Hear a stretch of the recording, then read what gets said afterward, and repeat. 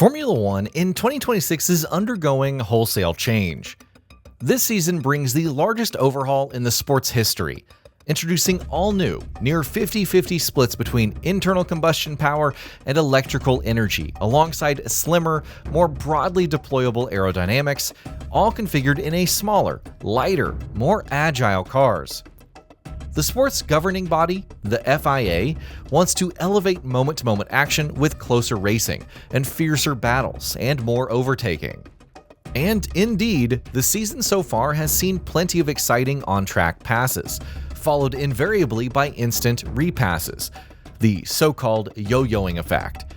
But the authenticity of hybrid car design is also coming under scrutiny. Is racing now too artificial? Should drivers be pushing 100% of the time?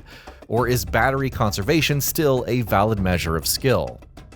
On first impression, F1's real changes feel comparatively subtle in F1 2026 season pack. The update refreshes this season's driver lineup and liveries, introducing 2 new teams and the all-new Mad Ring circuit. But the dynamic potential of lighter, half-electric powered cars is not immediately obvious. 2026 season pack is less about noticeable car feel swings and more about what the new regulations demand, in driving style and racecraft alike. To acclimatize to the 2026 regulation cars, I loaded into Time Trial, among F1 25's modes incorporating 2026's updates alongside Grand Prix, unranked multiplayer, split screen, pro challenges, and career, with new teams Cadillac and Audi, the latter swapping Sauber's lime green for titanium silver and flaming red. The new Active Aero package allows front wings to open tandemly with rear wings in the same letterbox style that defined the now defunct DRS. Both systems operate the same. Open wings reduce aerodynamic drag for mild speed boosts, albeit there are more opportunities to deploy the system this season compared to the 1 or 2 DRS zones of earlier years. Taking the all-American Cadillac for a spin around Austin and Miami, the car felt suitably reactive. Although, as I've already alluded, the difference wasn't as pronounced as I expected. That said, as subtle as the shift in responsiveness is, I still feel a tweak of controller calibration was necessary. Specifically, I widened steering linearity to soften straight-line twitchiness. However, these early impressions are incomplete without 2026's revamped energy systems. So into a race weekend I went for my first taste of the new Boost and Overtake modes. While Boost is available at any time, Overtake's extra electrical horsepower confirms this mode as a true replacement for DRS. Not Active Aero, but the monumental power surge you access once you're within 1 second of the cars in front at a designated point. Overtake's key distinction, however, is that you have the entire next lap to expel its charge. In real-life F1, we've seen drivers use the system to get the jump on opponents, but also there's been plenty of battery-assisted overtakes in unconventional places. Indeed, in-game, along Circuit Gilles Villeneuve final sector stretch, overtake mode was powerful enough that I careened past multiple cars before reaching the breaking point at Montreal's iconic Wall of Champions chicane. However, depleting my battery left me exposed to a repass on the start-finish straight. Likewise, along the fleeting back end of Melbourne's Albert Park, I breezed past the car ahead thanks to a mix of overtake and open aero. But my opponent reappeared after the brisk left-right of turns 11 and 12, presumably conserving battery along the straight with the plan to retake the place immediately. They secured the pass long before turn 13's mid-weight braking zone, and having depleted my battery, I was unable to counter. So, the lesson. If you think hitting overtake is a one-and-done maneuver, think again. Yeah, apparently deploying excess power is an effective attacking strategy, but you rely on your battery for defense too. Upon this realization, the subtleties of 2026's battery spec came to the fore. You see, depletion comes at a much faster rate than last year, so you need to take a more active role in harvesting. In 2026, the real-life cars do this under braking and by lifting and coasting, easing off the throttle early before engaging the brake, and by superclipping, that is, when the engine deliberately siphons power to the battery. creating a polarizing scenario where cars slow at full speed, soundtracked by a dip in the engine revs. Clipping in the 2026 season pack is inconsistent, where the relatively short run-up to Austria's sharp Turn 3 presented downturned engine power, coinciding with a welcome recharge. I didn't experience the same effect on Shanghai's 1.2-kilometer back straight, a place I'd expect superclipping to be prevalent. Some clarity would be appreciated.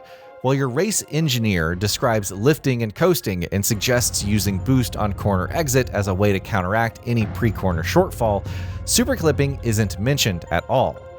Whether you're a fan or not, clipping needs to be a fully fledged feature to ensure the most immersive simulation. So the most effective recharging is done by lifting and coasting, which for the most part will mean adapting your driving style. I found that flowing tracks like Cutter's Losail International Circuit is made lifting and coasting, or in other words, driving deliberately more measured, quite enjoyable.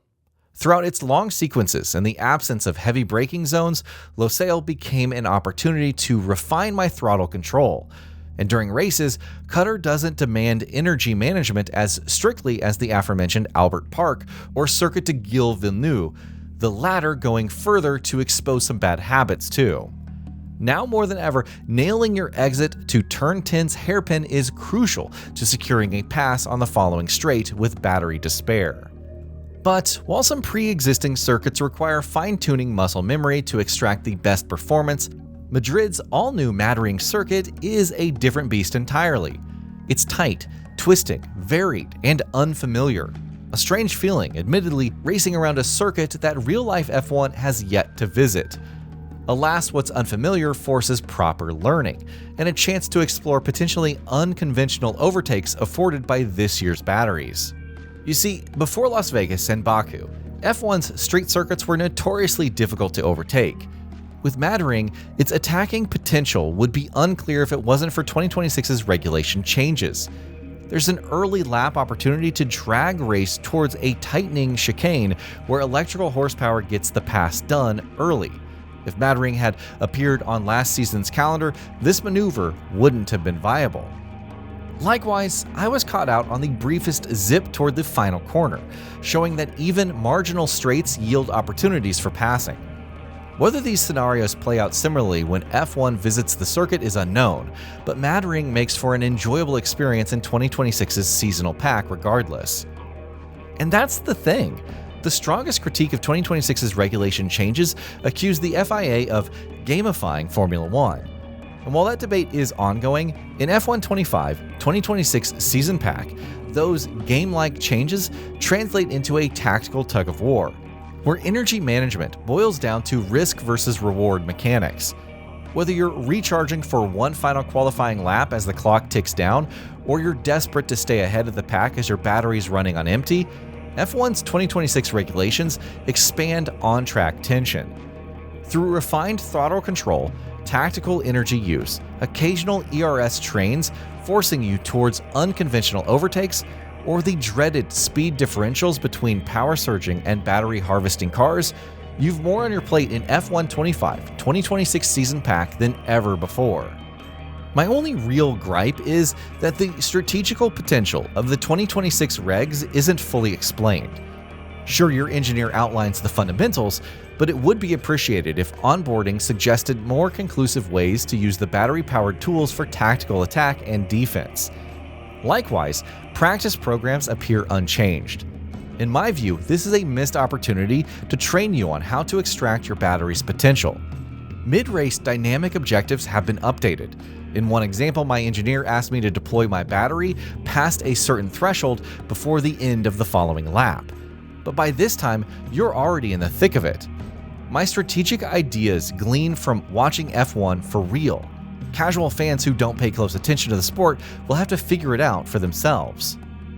So while F1 in 2026 is something of a revolution, in F1 2026 season pack, these sweeping overhauls are more of an evolution.